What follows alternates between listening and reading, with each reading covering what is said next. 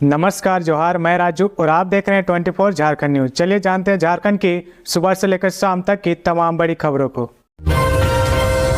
रांची में आज से 4 जुलाई तक बारिश, पूरे झारखंड में मानसून सक्रिय। रविवार को 13 जिलों में अलर्ट। मानसून ने पूरे झारखंड को कवर कर लिया है। इसका असर भी राज्य के कई हिस्सों में दिखने लगा है। मौसम विभाग ने 30 जून को राज्य के 13 जिलों में भारी बारिश की संभावना जताई है। इसमें पलामू, गढ़वा, चतरा, कोडरमा और लोहरदगा शामिल है। मौसम विभाग के मुताबिक यहाँ भारी वर्षा की संभावना है। इसके अलावा देवघर, धनबाद, दुमका, गिरिडीह, गोड्डा, जामताड़ा, पाकुड़ और साहिबगंज में भी बारिश हो सकती है। मौसम विभाग ने 1 जुलाई को भी इन्हीं जिलों में बारिश का अनुमान लगाया है। वहीं रांची में आज से 4 जुलाई तक बारिश की संभावना है। यहाँ 30 जून को मध्यम दर्जे की बारिश होगी। 1 जुलाई को 2 या 2 से अधिक बार हल्के से मध्यम दर्जे की बारिश होगी। 2 से 4 जुलाई तक हल्के से मध्यम दर्जे की बारिश होगी। इस दौरान तापमान में भी 2 से 3 डिग्री की गिरावट हो सकती है। 30 जून को पलामू के साथ साथ चतरा, हजारीबाग, कोडरमा आदि इलाकों में कहीं कहीं भारी बारिश हो सकती है। 1 जुलाई को संथाल परगना वाले इलाके में भारी बारिश का अनुमान लगाया गया है। मौसम विज्ञान केंद्र रांची के वैज्ञानिक अभिषेक आनंद ने बताया कि बंगाल की खाड़ी में साइक्लोनिक सर्कुलेशन बनने से राज्य में काफी हिस्से में बारिश की संभावना है। वहीं राजस्थान में लो प्रेशर एरिया में टर्फ बन रहा, जो मध्य प्रदेश व छत्तीसगढ़ से झारखंड होते हुए गुजरेगा। इससे अच्छी बारिश होने की संभावना है। झारखंड विधानसभा चुनाव में कैंडिडेट उतारेगा जदयू, राष्ट्रीय कार्यकारिणी की बैठक में हुआ फैसला। दिल्ली में शनिवार को जदयू के राष्ट्रीय कार्यकारिणी की बैठक में आगामी झारखंड विधानसभा चुनाव को लेकर चर्चा की गई।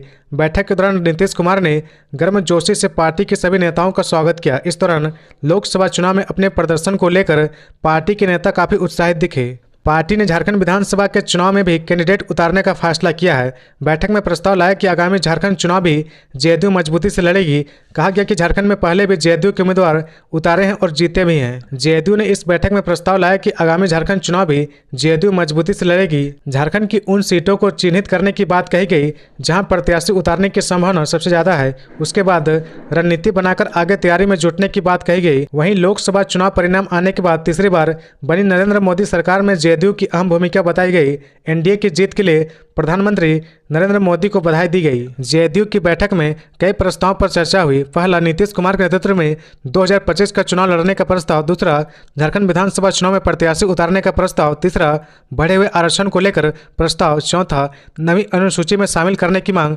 पांचवा, बिहार को विशेष पैकेज देने के प्रस्ताव पर चर्चा। बैठक में संजय झा को जदयू का कार्यकारी अध्यक्ष बनाया गया है। उनके नाम का प्रस्ताव नीतीश कुमार खुद लेकर आए, जिस पर पार्टी ने सभी नेताओं ने अपनी सहमति दी है।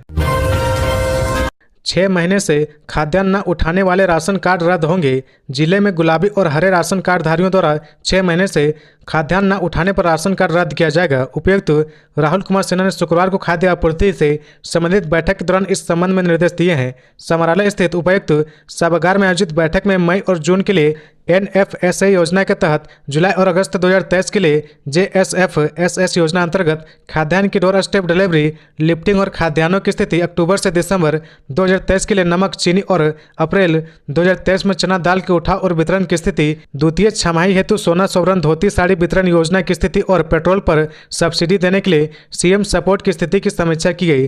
राष्ट्रीय खाद्य सुरक्षा अधिनियम के तहत मई और जून 2024 तथा झारखंड राज्य खाद्य सुरक्षा योजना के तहत जुलाई और अगस्त 2023 तक खाद्यान्न की DSD, लिफ्टिंग और खाद्यान्नों की स्थिति की प्रखंडवार समीक्षा हुई। उपायुक्त ने सभी प्रखंडों में खाद्यान्न वितरण सुनिश्चित करने का निर्देश दिया गया।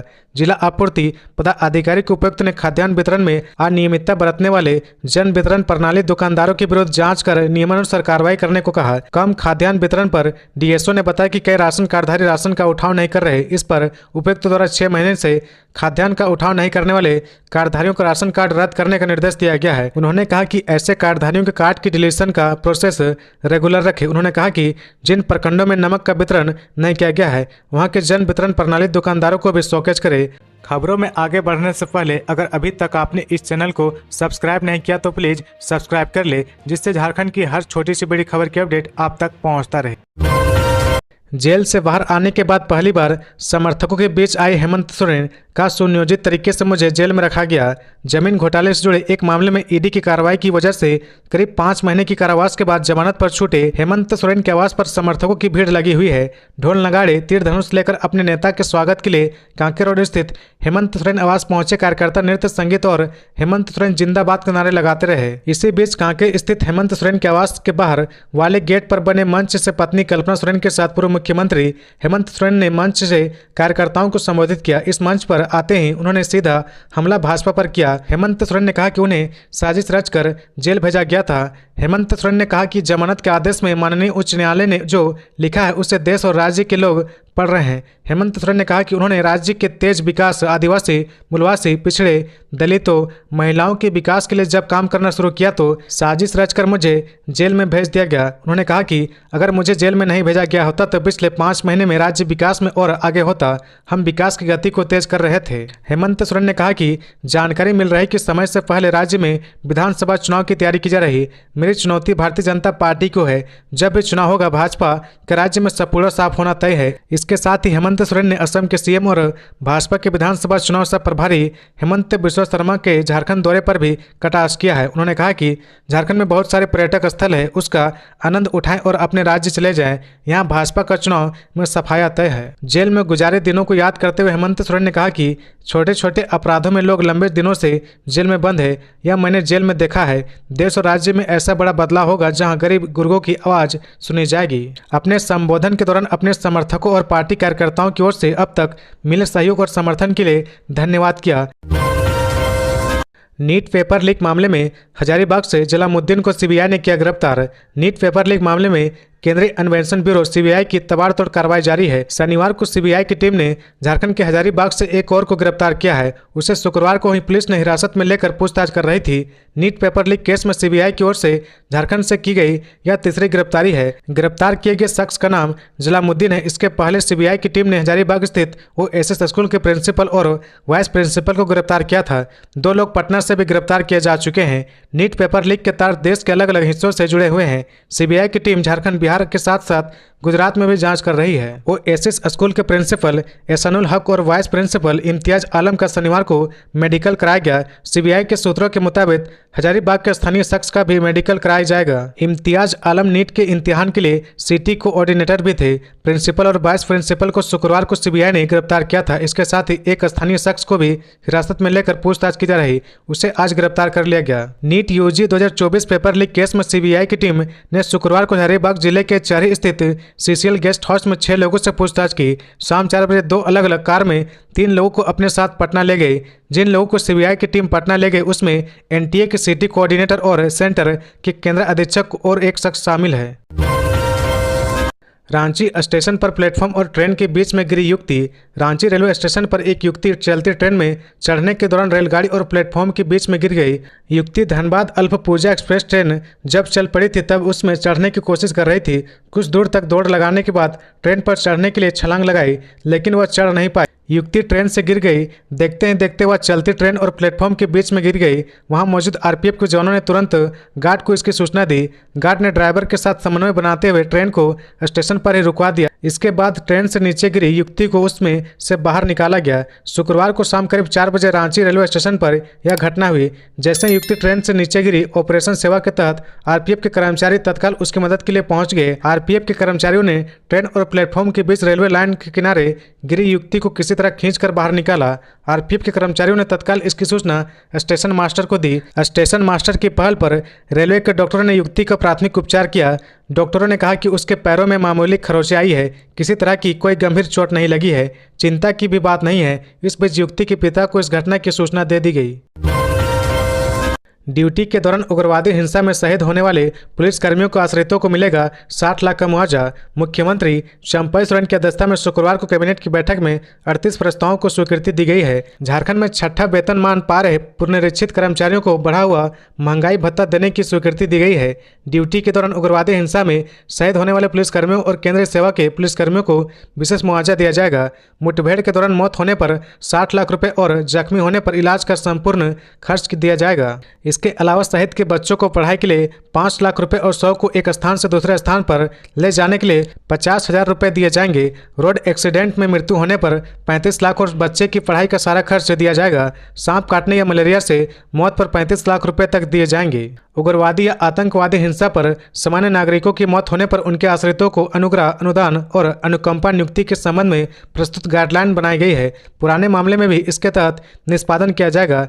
बीआरपी और सीआरपी के संविदा कर्मियों के मासिक मानदेय में 17,500 से बढ़ाकर 27,500 बीआरपी के लिए किया गया है। बीआरपी एंड ट्रेंड को 26,000, सीआरपी प्रशिक्षित को 25,500 और सीआरपी एंड ट्रेंड को 23,900 रुपये मिलेगा।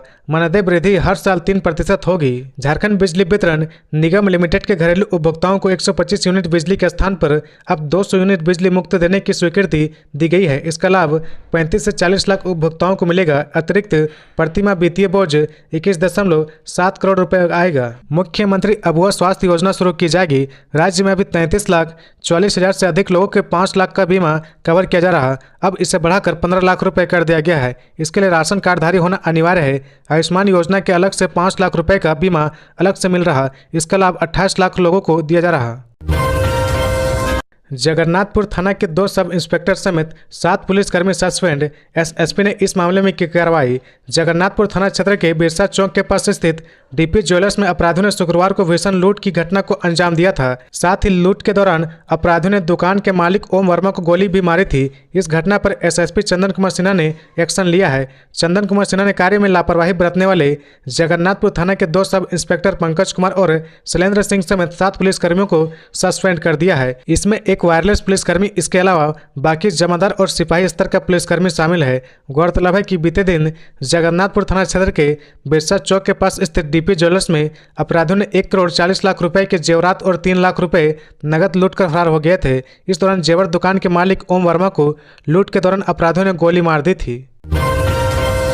हेमंत सोरेन ने कहा, मुझे कुछ और दिन जेल में रखते तो दिया जलाकर ढूंढने पर भी नहीं मिलती बीजेपी। पूर्व सीएम हेमंत सोरेन ने कहा कि मुझे कुछ और दिन जेल में रखा जाता तो दिया जलाकर ढूंढने पर भी बीजेपी का पता नहीं चलता। बता दें कि हेमंत सोरेन कथित जमीन घोटाले मामले में कल ही जमानत पर होटवार जेल से रिहा हुए हैं। वे आज सीएम आवास के बाहर जेएमएम कार्यकर्ताओं को संबोधित कर रहे थे।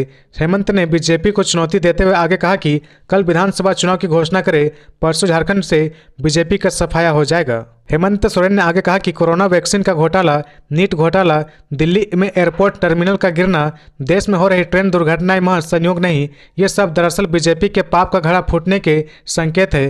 कहा, लोकसभा चुनाव में जनता ने इनको ऐसी लाठी मारी कि ये लोग करा रहे हैं। उन्होंने कोर्ट के फैसले की सराहना करते हुए कहा कि सबसे बड़ी अदालत तो जनता की अदालत है। पूर्व सीएम ने कहा कि उन्होंने इस अदालत पर हमेशा भरोसा किया है। कहा कि वे झारखंड की ताकत है कि वे यानी बीजेपी के लोग आदिवासियों को मुख्यमंत्री बना रहे हैं, लेकिन बीजेपी के रबर स्टाम्प मुख्यमंत्री होते हैं। अकाओं के सामने उनका मुंह नहीं खुल पाता, इसलिए बीजेपी के शासनकाल में स्थानीय आदिवासी और मूलवासी मुद्दे दबे रह जाते हैं। धनबाद सड़क हादसे में 3 युवक की मौत। भोक्ता मेला देखने रिश्तेदार के यहाँ आए थे। धनबाद सड़क हादसे में 3 युवक की मौत हो गई। मिली खबर के मुताबिक तीनों युवक मेला देखने के लिए अपने परिजनों के यहाँ आए थे। हादसा टुंडी थाना क्षेत्र के कोटालडी के समीप शनिवार को हुआ। लोगों ने बताया कि बाइक जिस पर तीनों युवक सवार थे अनियंत्रित होकर खजूर पेड़ से टकरा गई, जिसमें बाइक सवार तीनों लड़कों की मौके पर ही मौत हो गई। मृतकों में शहीद अंसारी पिता सलीम अंसारी, मुर्राडी बरवा अड्डा हसमत अंसारी पिता रहमत अंसारी, लच्छू रायडी महाराजगंज और सोनू अंसारी पिता इलियांस अंसारी जंगलपुर गोविंदपुर निवासी के नाम शामिल है। घटना के संबंध में बताया जाता है कि शाहिद अंसारी एवं सोनू अंसारी अपने एक संबंधी के यहाँ मेला देखने आए थे। तीनों युवक शनिवार सुबह लगभग 9 बजे अपने रिश्तेदार के साथ लच्छू रायडी नहाने के लिए गए थे।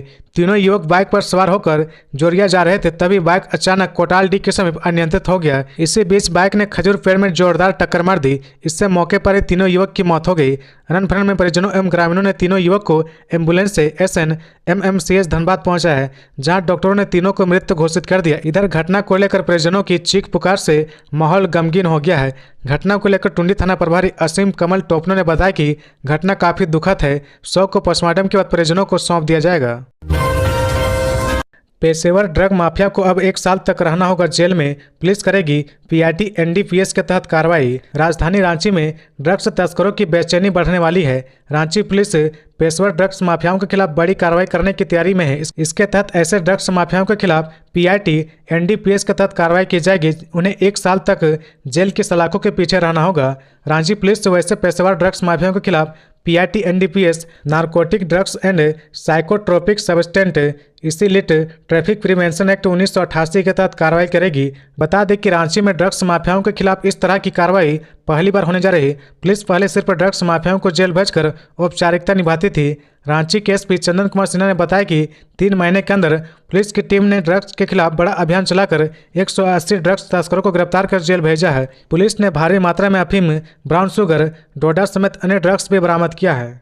तो ये थी आज की झारखंड की टॉप बड़ी खबरें। इसी तरह झारखंड की हर छोटी सी बड़ी खबर देखने के लिए आप हमारे चैनल 24 झारखंड न्यूज को सब्सक्राइब करके बेल आइकन प्रेस कर ले, जिससे झारखंड की हर छोटी सी बड़ी खबर की अपडेट आप तक पहुंचता रहे। तो आज के लिए बस इतना ही, हमें दीजिए इजाजत, फिर मिलते हैं नेक्स्ट न्यूज में।